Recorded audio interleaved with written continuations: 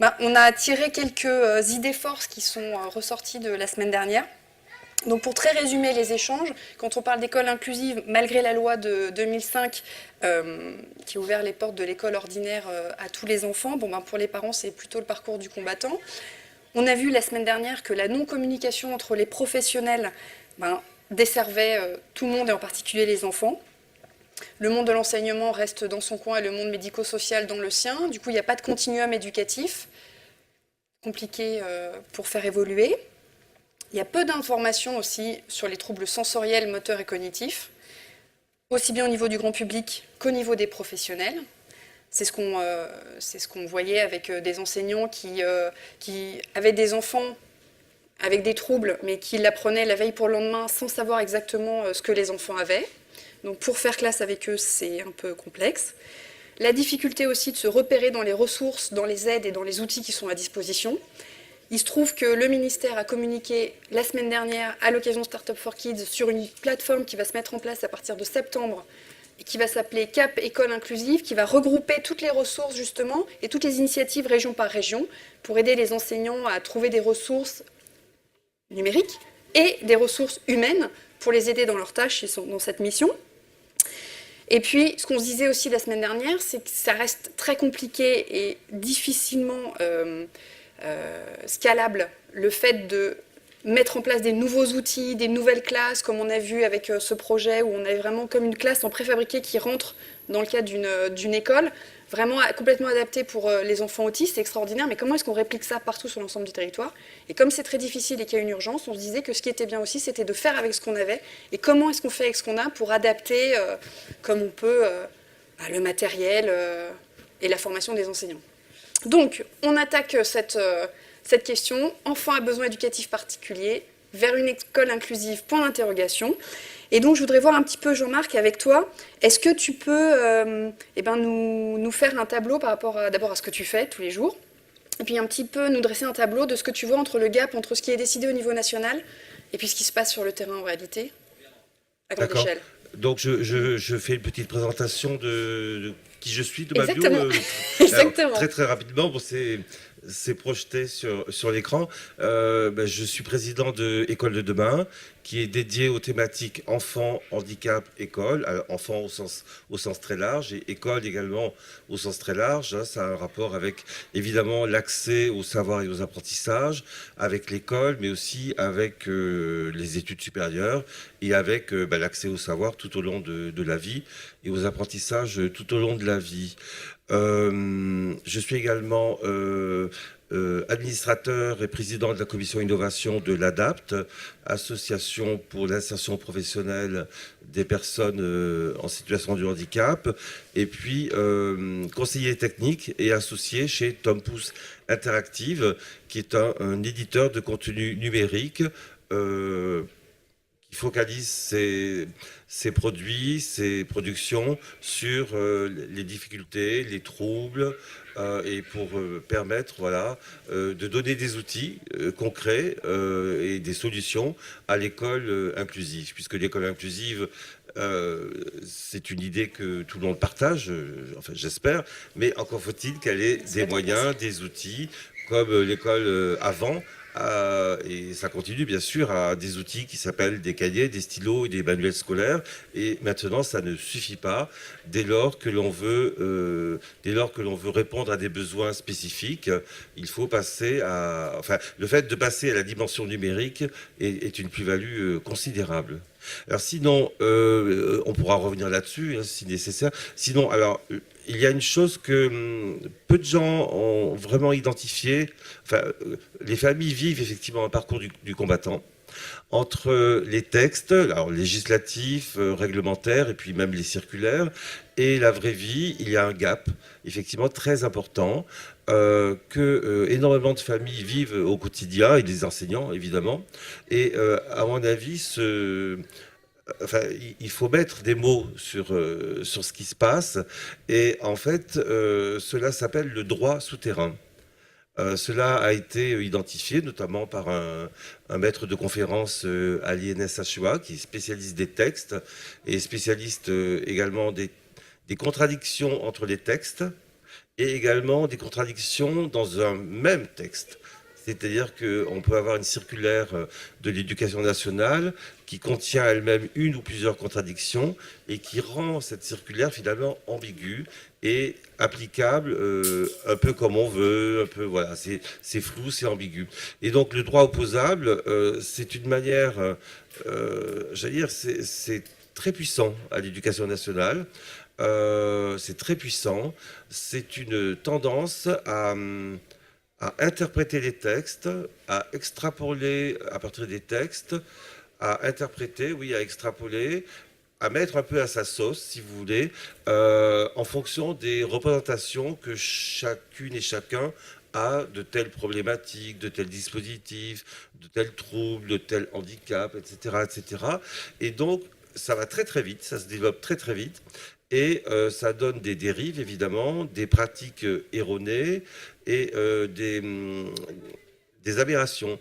Par exemple, une enseignante référente ou même un IEN, un inspecteur va dire: ah oui, ben alors pour les enfants en situation de handicap qui sont suivis par la MDPH, attention, hein, c'est soit parce que voilà, parce qu'il est possible d'avoir une aide humaine et une aide technique. Hein, il y a les deux volets. Et donc, on va dire, ah ben non, mais pour les enfants, c'est soit l'aide humaine, soit l'aide technique, c'est soit l'AVS, soit l'ordinateur, mais pas les deux. Si l'enfant a un ordinateur, il n'y a pas besoin d'AVS. Comme si l'ordinateur pouvait remplacer plein de fonctions qui sont assurées par l'AVS. Voilà, c'est ça. Et donc c'est faux. C'est absolument C'est faux. faux. C'est archi faux. Et donc ce droit souterrain s'installe, puis évidemment, c'est juste un exemple, puis ça se diffuse dans la circonscription, dans le département, entre les départements, et ça devient quasiment une pratique, un avis presque une certitude quasiment gravée dans le marbre, alors que c'est totalement faux. Et des exemples comme ça, il y en a énormément. Et donc les familles doivent se battre avec ce genre de situation.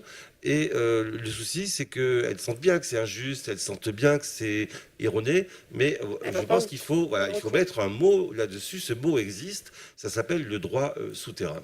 Alors du coup, c'est une légende urbaine qui devient tellement massifiée que ça devient comme une vérité sur des territoires. Ça devient une vérité, absolument. Et que peuvent faire les parents? Ou les enseignants d'ailleurs? Alors, ben, les enseignants, ils sont un peu coincés, j'allais dire, parce que entre les familles qui ne sont pas satisfaites et des injonctions, parce que les enseignants subissent ces représentations erronées et ce droit souterrain.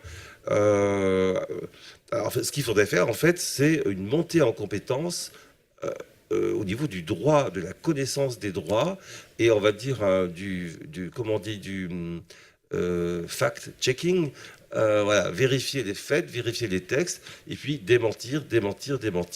Donc ce que font les familles, quand ça vient aussi des MDPH, hein, elles ne se privent pas aussi pour être, on va dire, intoxiquées par des droits souterrains. Ce qu'il faut faire, c'est des recours et des actions en justice. Mais c'est lourd. C'est lourd, oui. Est-ce que tu penses que la plateforme qui va se mettre en place pourrait aider et être une plateforme d'échange sur ce type de pratique et une manière pour les familles de signaler ce genre de fait? Alors, à condition que ce soit accessible aux familles, on oui. ne sait pas. Et puis, à condition également à condition que cette plateforme ne sera pas accessible aux familles, mais uniquement aux enseignants. Ne collecte mais il faut pas, faire changer ça. Ouais, ne collecte pas des expériences et des avis et des présentations qui sont elles-mêmes inspirées du droit souterrain. Aussi bien, ça peut être une caisse de résonance de solutions erronées. Il faudra voir. D'accord. Est-ce que par rapport à cette notion de droit souterrain, vous êtes confronté à des situations telles que décrites par Jean-Marc? Non, pas trop? Ok. Est-ce que vous avez quand même appris un truc? Oui? Moi, j'étais confrontée à ça il y a 15 ans et je suis navrée de découvrir qu'on met entre guillemets toujours là. Si ce n'est qu'il y a eu des actions. Mais ça ne garantit pas une efficacité. 15 ans, on en est encore globalement. Mais c'est pour ça qu'on est là. pour C'est faire pour le ça, lien, exactement, on est exactement là pour ça. Effectivement, il y a des textes, il y a des circulaires, et pourtant, on en est encore là, à cause de cette tendance, mais très très forte, de l'éducation nationale à fabriquer du droit souterrain. Ok, bah merci Jean-Marc. Je voudrais rajouter que, en ayant des représentations aussi erronées dans la tête, évidemment, ça influe sur les décisions qui sont prises, hein. C'est évident, mais je crois qu'il faut quand même Oui, il faut le dire. Faut le dire. Dire explicitement, tout à fait. Merci. Et alors Manuel, racontez-nous comment ça se passe dans votre institut. D'abord, racontez-nous l'histoire de l'école. Combien vous avez d'enfants, de grands? Je vais d'abord rebondir sur quelque chose que dit Jean-Marc, avant de présenter l'école, mais que ce problème que tu attribues comme étant propre à l'éducation nationale, moi je dirais que c'est une vision sociétale. C'est-à-dire que ce problème de difficulté de mobiliser plusieurs aides pour un parcours d'insertion, qu'elle soit scolaire ou professionnelle, elle est identique. C'est-à-dire que il y a des textes pour inciter les employeurs à embaucher des gens en situation de handicap. Pour autant, on est toujours comme il y a 15 ans, comme disait madame, on est toujours dans un taux d'employés, je sais pas comment on dit,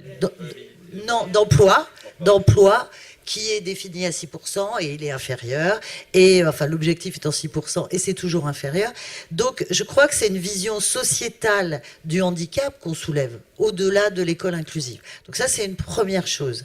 Ensuite, je viens, alors c'est un peu important dans l'histoire de ma vision de l'école que je vais vous présenter, donc je suis responsable d'un institut de jeunes sourds aujourd'hui, et je suis arrivée sur le handicap sensoriel, parce que c'est une arrivée, je peux vous dire, il y a au mois de septembre. Donc moi, auparavant, je m'occupais de gens qui ont des troubles cognitifs, qu'ils soient dus à une lésion cérébrale acquise, à un accident, à une tumeur, de la scolarisation jusqu'à l'insertion professionnelle. Et je ne connaissais pas du tout le handicap sensoriel, ou alors je l'avais rencontré de manière associée à des troubles cognitifs. Le monde de la surdité est un monde particulier, donc on a une école, enfin c'est comme une école, ça fonctionne exactement comme une école, mais c'est un institut médico-social. Donc voilà, on a 50% de nos jeunes, ils sont à peu près 180, qui sont inclus à l'école. Donc une inclusion qui peut être partielle ou totale. Partielle, c'est-à-dire ils ont une classe externalisée dans une école de quartier, et ils vont à quelques cours. Alors ça peut être le sport, les sciences, les arts plastiques. En classe traditionnelle, je ne sais pas comment le dire, non spécialisée. On a des élèves qui sont totalement inclus en classe standard, ordinaire, et qui sont accompagnés par des professionnels spécifiques. Donc il faut imaginer que dans les écoles de sourds, en tout cas la nôtre, il y a trois pratiques de langue. C'est-à-dire, il y a de la LSF pure, donc langue des signes française pure, des gens qui ne font que signer, des jeunes qui ne font que signer. On a des jeunes qui sont oralisés, avec implantés, vous savez, ils ont des appareils auditifs, ils sont implantés et ils ont pu, grâce à l'implant, acquérir une langue orale satisfaisante. Et puis on a des jeunes qui sont les deux. Voilà. Qui en fait complètent souvent leur prise de connaissance des cours et de tout ça avec de la LSF. Donc ça veut dire qu'on a différents types de professionnels qui interviennent, aussi bien des professionnels qui soutiennent la langue orale type orthophoniste, que des professionnels qui sont des traducteurs, donc les interprètes. Et on a aussi des codeurs qui soutiennent la compréhension de la langue orale en accompagnant par des signes, mais qui ne sont pas ceux de la LSF, c'est du langage parlé complété, ça s'appelle, et qui soutiennent la prise de connaissance des enfants, des cours et leur inclusion. On a aussi des élèves qui sont totalement scolarisés et accompagnés à l'intérieur de l'institut. C'est en général ceux qui sont à LSF totale et avec des apprentissages associés ou d'autres troubles associés. Donc voilà, plusieurs catégories de population. Et bon, moi je vais dire mon étonnement quand je suis arrivée, c'est-à-dire que autant ces enfants sont extrêmement bien accompagnés sur le plan de l'audition, autant je trouve qu'on n'appréhende pas leur prise de connaissance particulière du monde. Alors, je m'explique. Il faut imaginer que donc un enfant sourd, il a des problèmes d'anticipation puisqu'il n'entend pas, donc il ne peut pas entendre quelqu'un qui arrive derrière lui, sa mère qui prépare le biberon et qui pourrait le rassurer. C'est des exemples basiques, mais il faut imaginer ça. Et donc, il est toujours dans le visuel, forcément, parce que c'est ça qui lui permet d'appréhender ce qui se passe. Et ça, c'est pas bilanté, c'est-à-dire qu'on ne sait pas comment il fonctionne et comment il s'organise dans des situations de réalisation pratique. En fait, ils ne sont pas bilantés au niveau cognitif. Alors, le bilan cognitif, ça sert à comprendre comment quelqu'un, avec sa mémoire, avec son organisation, avec sa communication, qu'elle soit orale ou par signe, appréhende le monde et prend connaissance de quelque chose ou réalise quelque chose.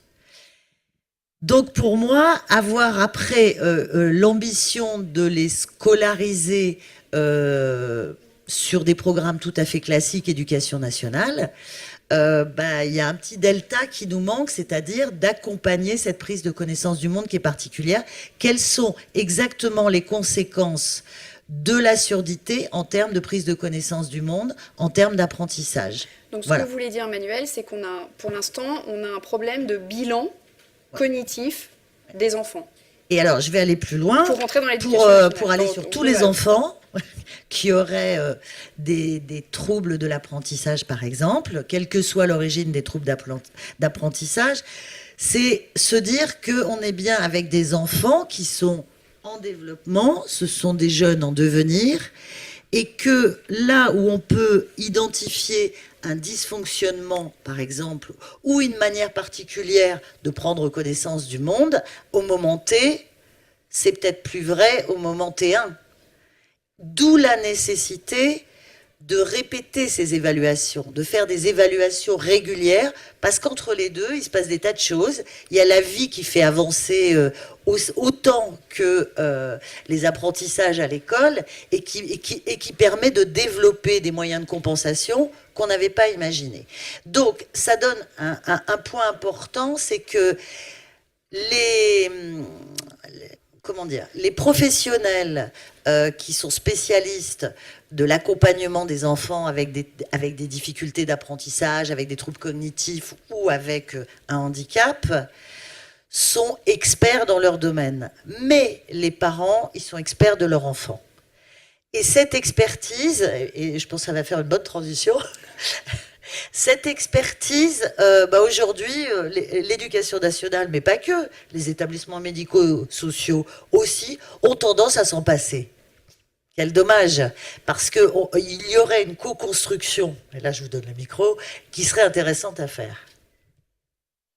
Il y a juste un élément, mais on y reviendra certainement après, Manuel, c'est évidemment, quand on est sourd, on n'apprend pas à lire, à écrire de la même façon. Or, l'apprentissage de la lecture et l'écriture, on l'a prouvé, permet de développer un certain nombre de compétences complètement afférentes à ces compétences-là. Donc comment ça se passe après quand on est adulte ? Alors, voilà, je pense que c'est comme dans toutes les situations de handicap, on manque complètement de statistiques, c'est-à-dire, donc ces jeunes, ils vont être accompagnés par les établissements médico-sociaux, ils vont être accompagnés, reconnus par la MDPH, donc ils vont avoir un certain nombre de besoins qui sont pris en compte pendant leur scolarisation et leur formation. Et puis après, qu'est-ce qui se passe ? On n'a pas de stats. On ne sait pas combien de jeunes accèdent à la formation, combien de jeunes vont accéder directement à l'emploi, combien de jeunes vont aller par exemple dans le milieu protégé. On ne sait pas. Et oui, parce que la question de l'école inclusive, c'est une société inclusive. C'est ça. C'est une question sociétale. En termes de chiffres, Jean-Marc et Emmanuel, ou même Marie, est-ce que vous avez une idée du nombre d'enfants qui sont concernés aujourd'hui ? Oui, ouais. handicap. Alors, de mémoire, je crois qu'on en est à 340 000 enfants en situation de handicap, enfants et jeunes. Donc, en âge de scolarisation. Voilà, qui sont scolarisés. Bilantés. Ah, pardon. Sur les Non, non, grands- non, non. ah, Ils sont Non. identifiés par la Identifié, MDPH. donc. identifiés Ok. par la MDPH. D'accord. Voilà. Par la MDPH. Après, ils sont scolarisés, mais c'est très très très difficile de trouver les chiffres concernant, comment dire, la quotité, si j'ose dire, de scolarisation, parce que dans les 340 000, je crois qu'il y a 80% de ces enfants et de ces jeunes qui éventuellement qui sont scolarisés à temps partiel. Éventuellement, ça peut être 1 heure par jour. D'accord. Voilà, voilà pour les chiffres. Voire 2 heures par semaine. Bonjour Marie. Bonjour. Donc Marie, est-ce que tu peux nous expliquer ton parcours et ce qui fait que tu es là aussi? Ok. Moi, je suis là avec 3 casquettes qui me donnent 3 angles de vue sur cette question de l'inclusion et du handicap. Je vais commencer par la plus rapide. D'abord, je suis maman d'enfants, alors d'une enfant née avec un handicap physique, mais qui à l'école n'est pas considéré comme un handicap, et tant mieux. Voilà. Donc pas de PAI, PPS, je confonds toujours les deux.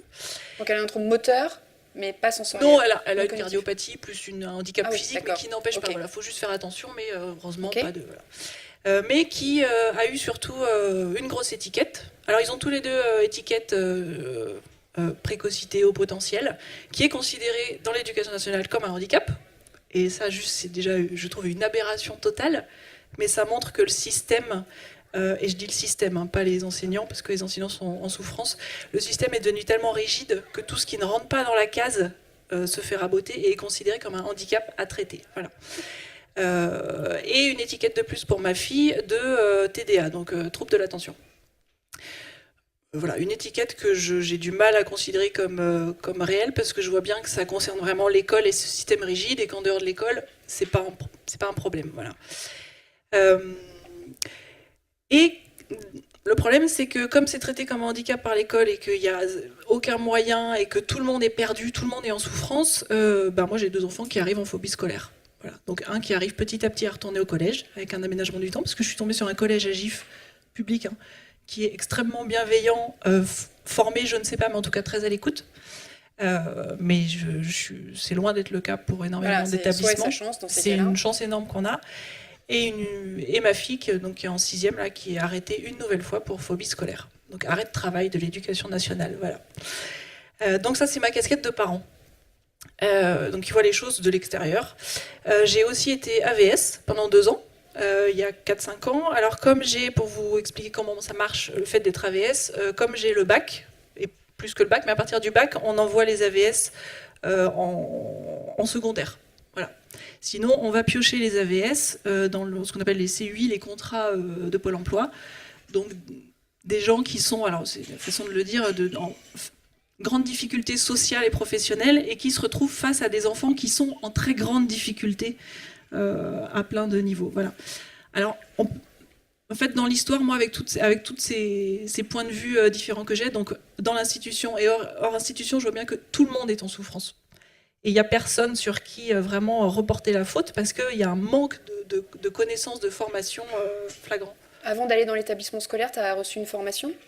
Alors non, moi, on m'a parachuté dans un lycée avec une élève en très gros handicap physique. C'est les enfants qu'on voit au Téléthon.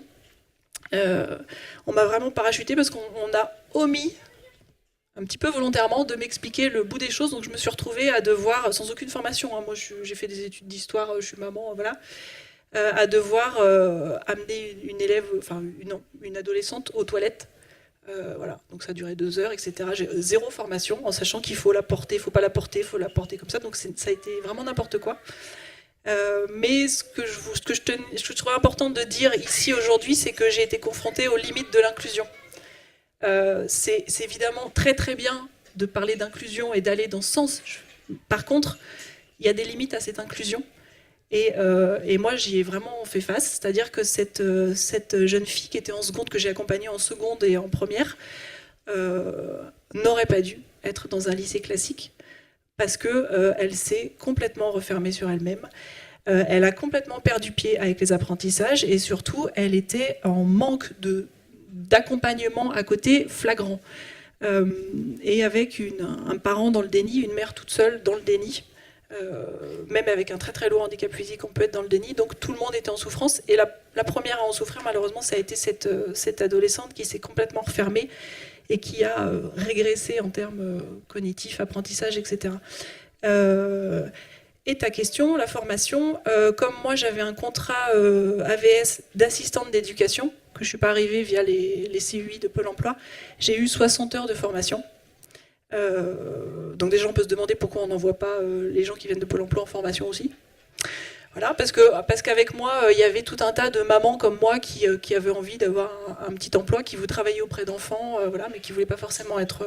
beaucoup de femmes à la retraite parfois, etc. On a eu 60 heures sur tous les handicaps considérés par l'éducation nationale, dont le haut potentiel. Donc ça allait vraiment de l'autisme, le handicap 60 heures, physique. ça fait combien de jours? C'était réparti sur plusieurs mercredis. On devait avoir 3 heures par mercredi, donc on a eu plusieurs sessions comme ça. Donc c'était assez intéressant parce qu'on a vraiment eu des spécialistes qui sont venus, par exemple des troubles 10. On a eu l'association Le Cartable Fantastique qui est venue. Et justement, quand on a fini par le handicap physique, il y avait une équipe qui normalement accompagne ces enfants-là dans des... Je me souviens plus le nom, c'est pas les IME, enfin des centres spécialisés. Et qui, quand j'ai levé la main pour parler de mon cas, qui n'en revenait pas que cette adolescente soit en lycée classique. Parce qu'en fait, la mère voulait tellement qu'elle soit incluse comme les autres, et voulait que tout le lycée s'adapte à sa fille. Mais le système fait que ce n'est pas possible, et que la première personne à en souffrir, c'est l'élève, l'enfant. Est-ce que, ça c'est un point qui est important aussi, je pense, on parle des apprentissages quand on est dans des établissements scolaires, mais les compétences sociales sont très importantes aussi. Est-ce que cette jeune fille, tu as vu qu'elle a noué des amitiés avec des personnes ou pas du tout? Bah non, elle s'est complètement refermée autour de moi. Alors, parce que j'étais tout le temps avec elle, en fait, même à la cantine. Et donc elle s'est complètement, vraiment fermée sur moi. Et moi, j'ai essayé de l'ouvrir. Donc, par exemple, à la cantine, j'ai essayé de faire en sorte qu'il y en ait d'autres qui viennent, mais c'était des grandes tables rondes et personne ne venait jamais à notre table. C'est-à-dire qu'il y avait une espèce de... Mais on ne peut pas en vouloir aux adolescents non plus. Il y avait une espèce de mise à distance, comme si autour de nous, il y avait tout un truc qui les poussait. Alors, il y a des élèves qui ont voulu, au départ de l'année de seconde, qui sont venus vers elle, pour les exposer, les choses comme ça. Mais en fait, comme elle s'est refermée, elle a coupé. Elle a coupé le lien et au bout d'un moment, plus personne n'allait vers elle parce que... voilà quoi. Donc ça a été très dur. Et vraiment, tout le monde était en souffrance. L'élève, l'AVS, moi, j'ai même été arrêtée 1 semaine parce que c'était l'horreur. Un autre point que je voulais aborder, c'est que quand on devient AVS, la première chose qu'on nous dit, c'est surtout pas de contact avec les parents. Vous ne devez pas voir les parents seuls et vous ne donnez pas votre numéro de téléphone, votre adresse mail. Parce qu'il y a eu... Il dit ça parce qu'il y a eu des... Je comprends, mais... Non, parce qu'il y a eu des abus des parents qui contactaient l'AVS le dimanche, très tard le soir. Mais moi, dans mon cas, j'étais obligée, parce que ça m'est arrivé d'être absente parce que mes enfants étaient... Mais j'étais obligée de contacter la mère. Je veux dire, si moi, j'étais pas au lycée, elle ne pouvait pas venir au lycée parce que personne ne pouvait s'occuper d'elle. Donc déjà, ce truc de pas de rapport avec les... Voilà. Et on avait 0 rapport avec des professionnels. Donc moi j'ai par exemple pour amener cette adolescente aux toilettes, donc c'était une adolescente, donc voilà. Jamais on m'a fait voir quelqu'un pour savoir comment la porter, donc ça a tout été avec l'infirmière. Enfin ça a été terrible. Et donc, est-ce que tu avais la possibilité quand même de faire un lien à un moment donné par rapport à ces apprentissages scolaires entre l'enseignant, la famille, enfin, sinon il n'y a pas de continuum. Il y avait une absence totale d'échange avec la mère, c'est-à-dire que pour la progression, c'était très très compliqué. Voilà, je me retrouvais pour les contrôles avec l'ado au CDI dans une petite pièce à faire avec elle. Mais alors moi j'ai pris des libertés côté apprentissage parce que j'ai un peu quoi. Mais... Et du coup je voudrais aborder un autre sujet, c'est par rapport à ton projet. Ouais. Comment est-ce que tu travailles avec l'ensemble d'un territoire pour faire pousser une école? Ouais. Alors, donc l'école n'est pas encore ouverte.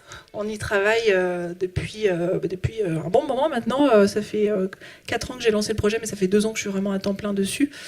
Donc je précise tout de suite que l'idée n'est pas du tout de faire une école pour enfants à haut potentiel ou pour enfants 10. Ou voilà, c'est vraiment justement gommer toutes les étiquettes.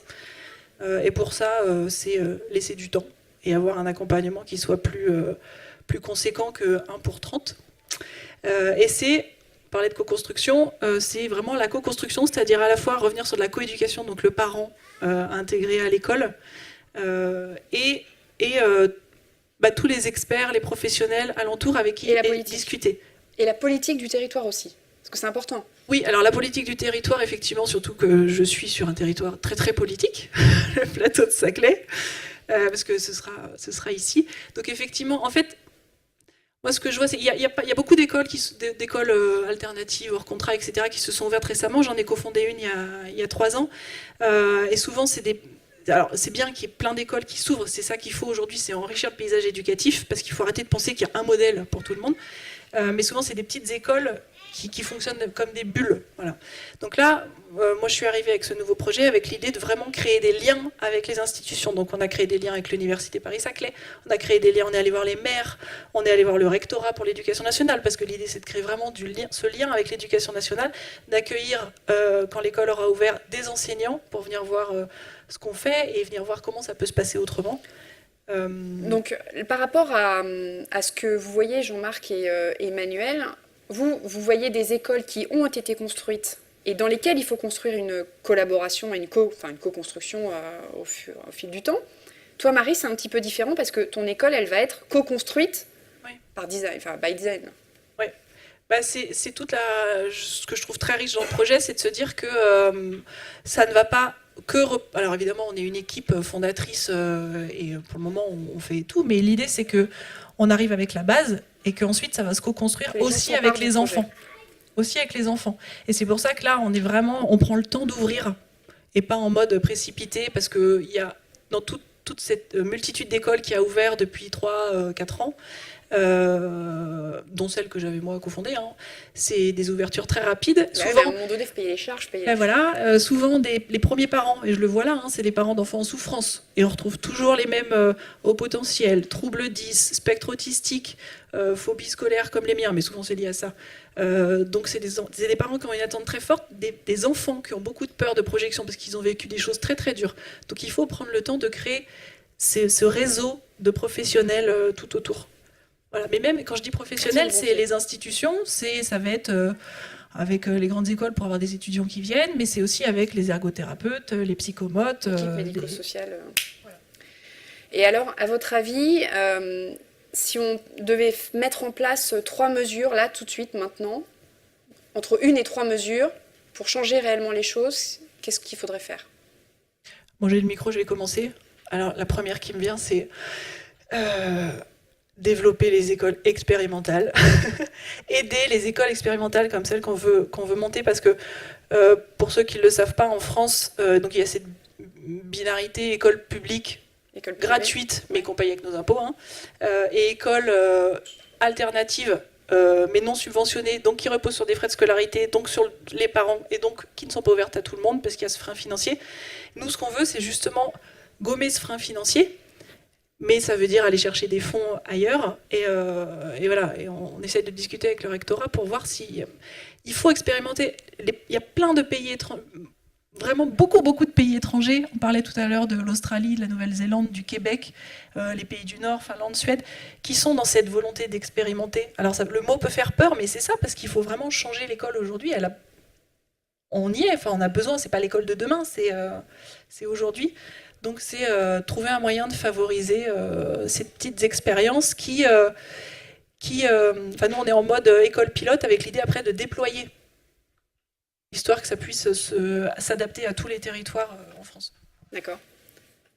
Moi, une mesure qui me paraît très immédiate, c'est de partager les visions. C'est-à-dire que, par exemple, ces modèles d'écoles alternatives, ça serait bien que les gens de l'éducation nationale qui, dans certains endroits, font des choses absolument remarquables, puissent venir faire des stages dans ces écoles, que les gens de ces écoles puissent aller sur ces endroits où il se passe des choses complètement remarquables et qu'on bénéficie enfin peut-être d'une vision partagée du handicap et des nécessités. Parce que, par exemple, je pensais à ça tout à l'heure, est-ce que, en tant que société, on sait que quand, par exemple, on a un jeune sourd qui accède aux études supérieures, ce dont il a besoin, c'est 24 heures d'interprétariat par semaine pour pouvoir suivre ses cours. Est-ce que notre société se rend compte de ça?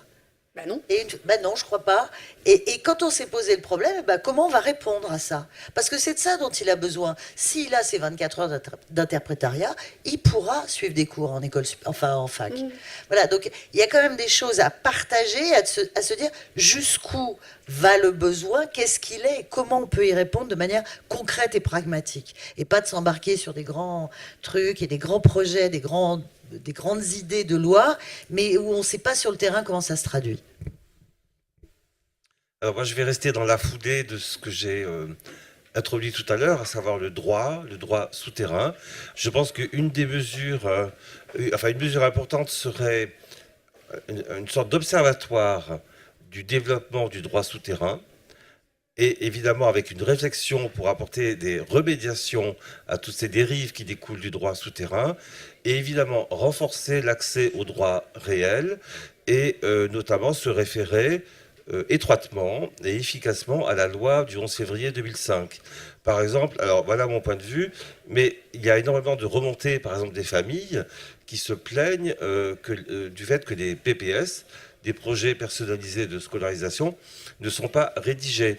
Donc ce que demandent aussi les familles, c'est des PPS rédigés et qui servent évidemment de référence concrètement pendant la scolarisation.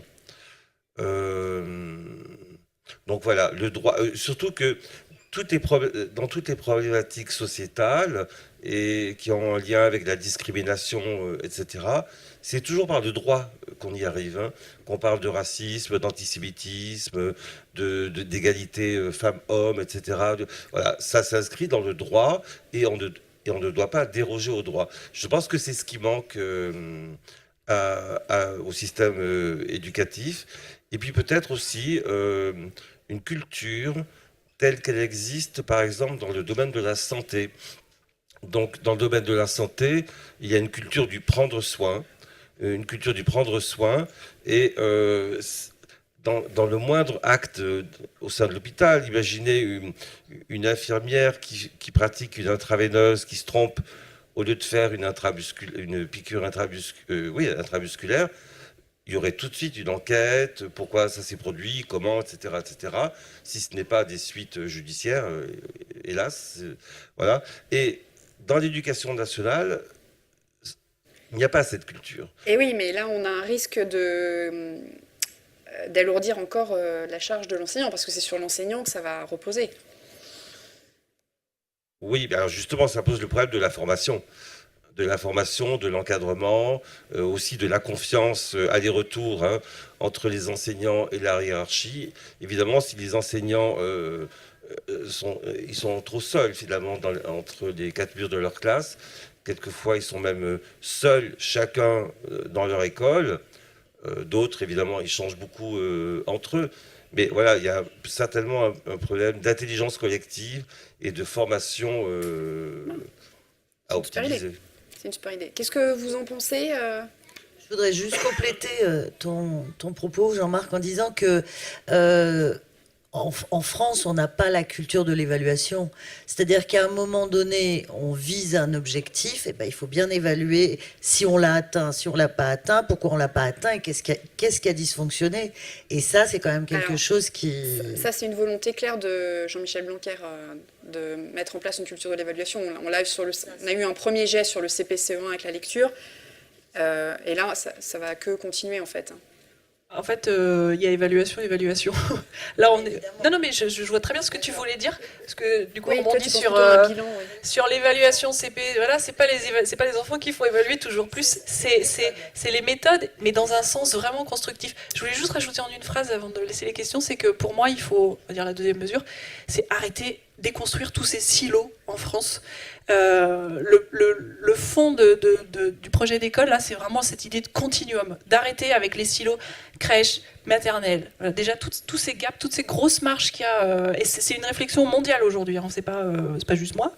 Voilà, et la France, on est très en retard, mais c'est aussi avec le post-bac. C'est pour ça qu'on crée des liens avec l'université Saclay. Évidemment, le but n'étant pas que tous les élèves qui viendront chez nous aillent dans les grandes écoles, c'est pas ça du tout, mais c'est avec les artisans, avec les grandes écoles, avec les entrepreneurs, etc. Ça fait peur, ça, en France. Et les silos, c'est aussi, et je termine là, c'est aussi ce que tu disais tout à l'heure avec les institutions, avec les associations, avec les professionnels, que tout le monde réussisse à échanger, à discuter et arrêter aussi ce silo éducation nationale d'un côté et école alternative de l'autre. C'est ce qu'on a prévu aussi, de permettre aux gens de venir voir ce qu'on fait et de créer des liens, etc. Il faut en France qu'on arrive à s'ouvrir, mais on est dans le facteur humain. Il y a beaucoup de peur, beaucoup de projections, et je pense que c'est une nouvelle culture à mettre en place qui va... Mais c'est complètement lié, je pense, à cette idée d'information. Quand on est correctement informé, correctement éduqué, on a plus de choix dans la vie. On fait de meilleurs choix, et ça touche aussi à la question de l'orientation, et l'orientation au sens large, puisque, je ne sais pas si vous connaissez l'initiative « Je filme le métier qui me plaît », qui regroupe vraiment un nombre d'élèves chaque année gigantesque, un nombre de classes en France gigantesque, et les personnes qui gèrent ce projet-là nous disent, en fait, en moyenne, dans une famille, les gens connaissent maximum 25 métiers. Ça veut dire que les enfants de ces familles ne connaissent que 25 métiers. Et toutes les difficultés de choisir son métier quand on n'en connaît que 1 sur 25, eh ben oui, alors quand tu travailles avec plus d'entités, tu as une meilleure idée de la formation que tu peux faire et de plus tard ce que tu peux en faire, c'est certain. Là-haut, il y a une start-up qui s'appelle WePrep, que je vous invite à aller voir, parce qu'on va travailler avec eux, parce que c'est vraiment... Et l'idée, c'est de permettre à l'enfant, mais pas au dernier moment avant le bac, depuis la 6e, de monter et de savoir avec l'Ikigai notamment... Voilà. De savoir qu'est-ce qui me plaît, quels vont être mes projets de vie, et puis d'inclure les parents et des mentors, des professionnels. Donc ça rentre complètement... c'est cette perspective, c'est sûr. Ah oui, pardon. Attends, tu peux peut-être prendre ce micro-là. Juste une phrase. J'ai oublié de mentionner une remontée très importante de la part des familles. C'est, parmi les mesures à développer, c'est les usages du numérique, développer le numérique, donner aux élèves des supports et des contenus en format numérique. Voilà, c'est une demande très très forte. Eh oui, puisque le numérique permet un retour immédiat, plus la personnalisation des apprentissages, donc c'est sûr que ça apporte des choses, quoi. Alors, c'est plus une réflexion que m'ont inspiré vos trois invités, que je livre à voix haute, charge à eux de réagir. Parfait. Si le cœur leur en dit.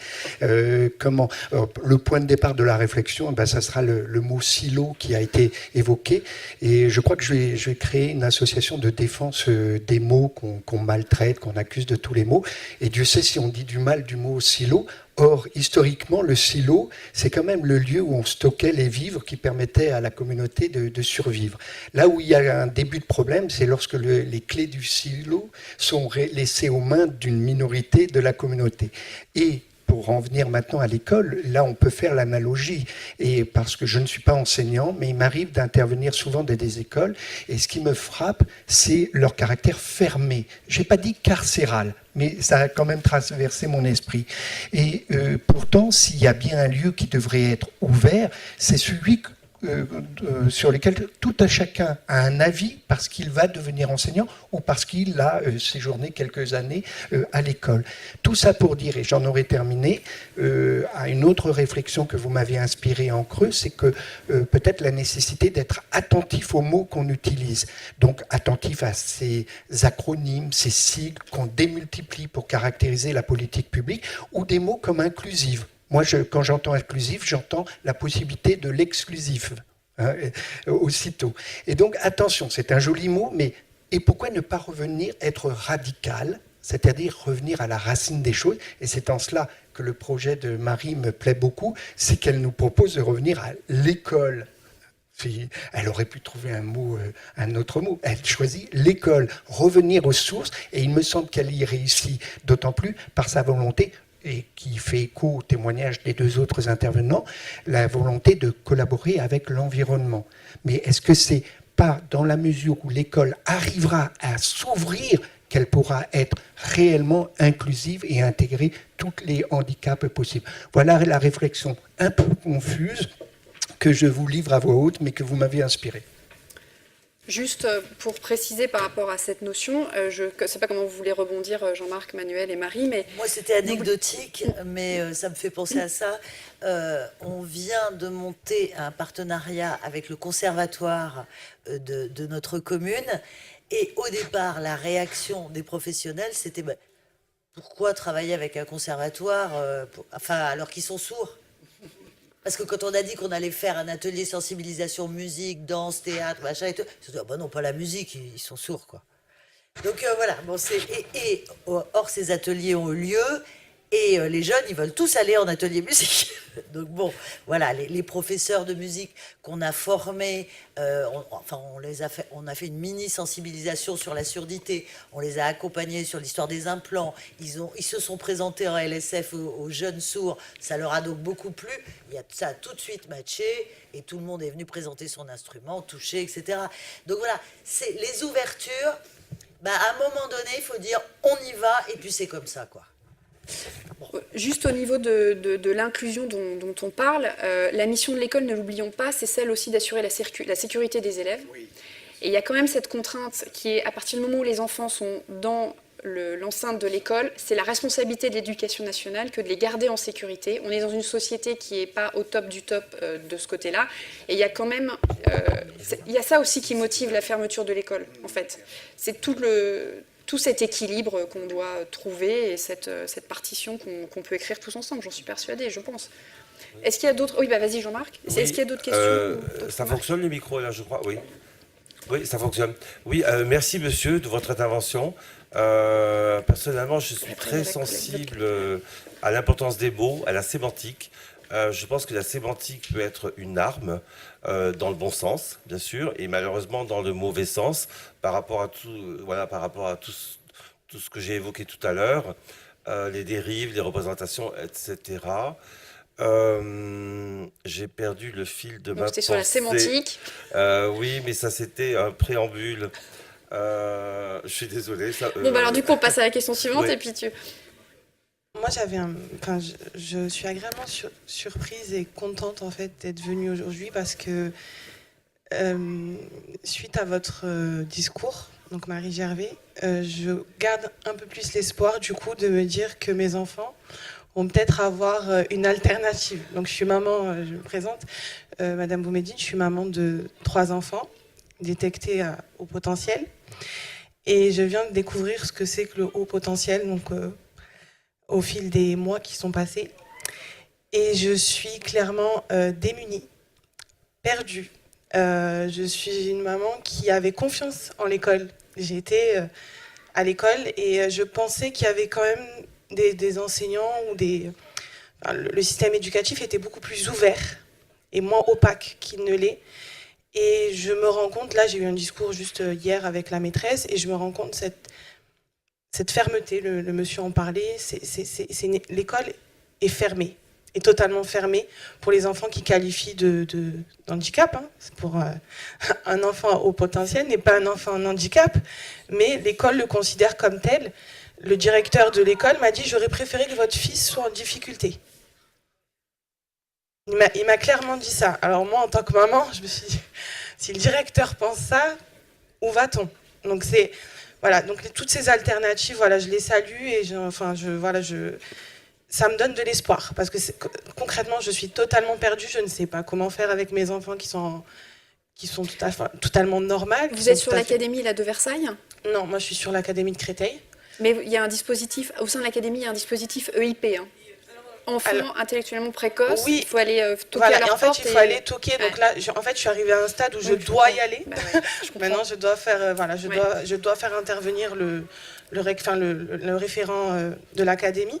Mais clairement, je ne pensais pas qu'avoir des enfants à haut potentiel pouvait mener à être un problème, en fait. C'est réellement un problème. Maintenant, j'ai peur pour mes enfants, j'ai peur de leur avenir. Je me dis qu'ils ont une façon, du coup, leur pensée en arborescence fait que ils adhèrent pas en fait au système éducatif et ils ont cette phobie scolaire. Donc moi, mon fils, le matin, c'est je ne veux pas aller à l'école. Et ça, ils ne le voient pas, ils ne le comprennent pas. Et c'est difficile. On a l'impression d'avoir un mur en face de nous, d'avoir un dialogue de sourds.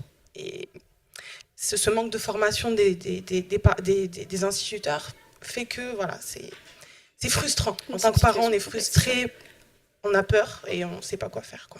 Peut-être que c'est un sujet que vous pourrez aborder avec Sharon hors conférence, hein, le sujet de l'enfant intellectuellement précoce. Madame s'est occupée d'associations pour les enfants précoces. Je pouvais juste intervenir avant. Après, je vous laisse la parole.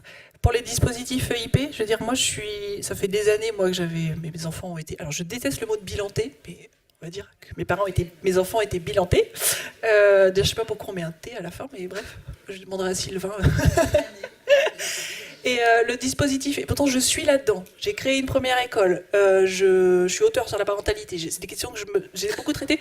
Je ne savais encore même des pas secrets. qu'il y avait un dispositif EIP. La responsable du dispositif EIP pour le primaire, je crois, du rectorat de Versailles, je l'ai rencontrée l'année dernière parce qu'elle adhère beaucoup à notre projet. Et même elle savait pas trop quoi me dire parce que voilà. Et donc tout le monde se renvoie la balle. Enfin moi j'ai eu le cas parce que ma fille a dû l'année dernière pour sa première phobie scolaire changer d'établissement. C'est horrible, hein. Tout le monde se renvoie la balle. Donc moi j'ai fait un écart. Enfin j'ai pas fait ce qu'il fallait, mais bon bref. Voilà. Mais oui c'est terrible. Mais ce que je tiens vraiment à dire, que je dis à chaque fois, c'est que moi je jette vraiment l'opprobre sur personne. C'est vraiment ce système éducatif qui est devenu. Je le compare toujours au Titanic. Vous savez, c'est un paquebot énorme qui va vers l'iceberg. Et en fait, même si on tourne on va dans l'iceberg. Parce que c'est trop long. Et on ne peut pas demander à des établissements scolaires qui sont des mini paquebots de changer de cap brutalement comme ça. Et puis voilà. Ou alors je vous invite à venir vers ici parce que un des collèges de GIF est juste extrêmement bienveillant et c'est un. Enfin, il a sauvé, clairement, il sauve la vie de mes enfants, là. Donc, c'est un collège public. Hein. Mais c'est ça, c'est qu'avec 30, entre 27 et 32 gamins par classe, c'est pas possible. Ils sont 12. Et peut-être vous avez une question alors? Moi, c'était pas une question, c'était vraiment pour rebondir sur la question d'une école inclusive. Moi, je suis Madame Lu, je suis récemment bénévole à Handicap à l'école, donc une association à Gif-sur-Yvette. Et je voulais juste faire part vraiment du désespoir des parents. On a eu un café rencontre, en fait, pour que les parents puissent exprimer les différentes problématiques qu'ils rencontrent. Et en fait, on a été tout simplement aberrés de ce que les gens pouvaient ressentir, rencontrer comme difficulté pour leurs enfants. C'est vraiment alors des enseignants que effectivement je comprends qui ne sont pas assez formés, ça renvoie à beaucoup de choses, c'est très compliqué de prendre en charge le handicap, mais il y a des refus vraiment de prendre en charge des enfants et du coup qui se sentent exclus, et les parents aussi se sentent exclus et perdus et vraiment énormément de parents rencontrent des difficultés très très lourdes et qui sont dans un isolement vraiment compliqué. Et voilà, on revient sur ce que disait Jean-Marc. Moi, je reviens quand même sur la droit vision souterrain. sociétale et dont la vision de l'école, mais qui est quand même sur des programmes, c'est-à-dire on a programmé et on s'intéresse jamais à la façon dont l'enfant va prendre connaissance de ce qui est autour de lui, voilà. Et je pense que si déjà on avait cette vision-là, parce que c'est pas que un manque de connaissances des enseignants. Je pense que vraiment les enseignants, la plupart, font ce qu'ils peuvent pour essayer d'intégrer, d'inclure, d'adapter, etc.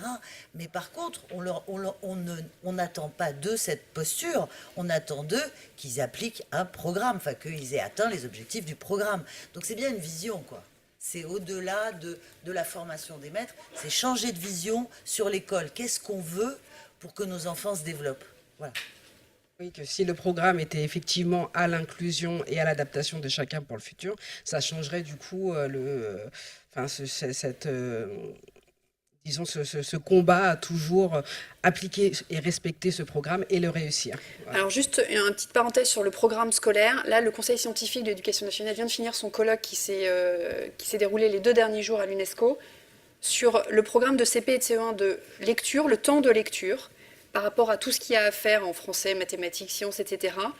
Ils se sont aperçus que l'enseignant passe 7 minutes par jour sur le code de la lecture. 7 minutes seulement sur l'ensemble de la classe. Donc si les enfants ont une difficulté particulière, c'est fini, ils sont exclus, de fait. 7 minutes, ça suffit déjà pas aux enfants classiques, ordinaires, entre guillemets. Donc forcément, ça ne peut pas correspondre aux autres. oui, il y a une lourdeur du programme, mais comment est-ce qu'on fait aussi pour utiliser ce moment de l'enfance où l'enfant a son cerveau le plus plastique possible pour lui apprendre un maximum de choses, développer les zones. C'est une situation vraiment difficile.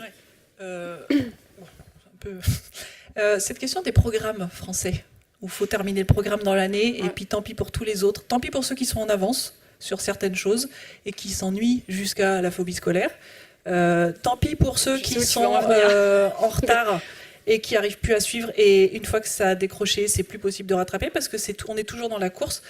En fait, au départ, j'avais posé ce que je voulais pour une école idéale. D'ailleurs, on a notre stand là-haut, je vous invite à aller mettre c'est quoi pour vous une école idéale.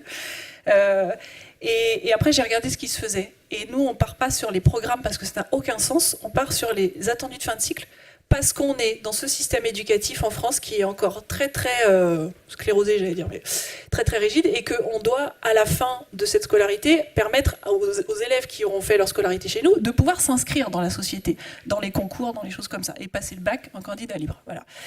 Mais donc les attendus de fin de cycle, ça dure 3 ans. Et quand on regarde les programmes, en fait, en vrai, et moi je suis passée par 2 années d'instruction en famille avec mes enfants, donc j'ai bien vu, il y a plein de profs qui ont des blogs où ils mettent les programmes. C'est ça, hein, un programme, par exemple le cours d'histoire grecque en 6e. Donc ça permet à ceux qui, comme il faut le valider, hop, ils valident ça très vite si ça ne les intéresse pas, et ils peuvent passer du temps soit sur ce qui leur pose problème, soit sur ce qui les passionne. Donc c'est ça l'idée. Et quand on regarde parce qu'il y a la question de la mission de l'école, c'est quoi la mission de l'école aujourd'hui? Personne n'est d'accord. Et quand on regarde les pays étrangers, en fait, c'est tous les soft skills, là, tout ce qu'il faut développer. Aujourd'hui, on peut plus être dans la réflexion de bourrer de connaissances. Alors il y a toujours cette réflexion de dire les métiers de demain n'existent pas encore. On est en train de préparer les enfants pour. Enfin, ça, on le lit partout maintenant, et il faut le prendre en compte. Donc déjà, ça n'a plus de sens de fonctionner par programme. Mais il y a cette question de la culture commune. Qu'est-ce qu'on transmet comme culture? Qu'est-ce qu'on transmet comme fondamentaux? Enfin, c'est extrêmement complexe. Mais il faut s'y atteler. Et là, j'ai l'impression qu'on recule, on procrastine, mais on va dans l'iceberg. Bon, moi, j'ai un peu moins ce sentiment. J'ai l'impression qu'il y a quand même une prise de conscience au ministère, et à la DGESCO, et à la DNE partout, pour faire avancer le schmilblick et essayer de trouver des bonnes solutions. Mais comment est-ce qu'on applique une solution à l'ensemble du territoire, à des spécificités territoriales, individuelles? C'est le schmilblick, et c'est la raison pour laquelle on est là, pour faire des recommandations. Donc merci beaucoup. Merci d'avoir été là. On peut prolonger les échanges si vous le souhaitez. Sur les réseaux sociaux, on a un hashtag. Si vous voulez participer, n'hésitez pas. Et puis là, pendant 3 jours, vous êtes bienvenus pour discuter. Merci beaucoup. Merci à vous. Merci.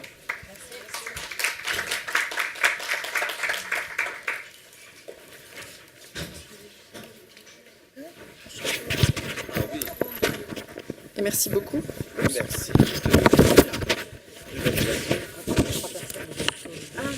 De mettre sur celui-ci, mais plutôt sur celui de là-bas. Ok. Et une solution. D'accord. D'accord. Et puis toi, si on peut te voir un peu. Oui. Et en plus, je te montrerai.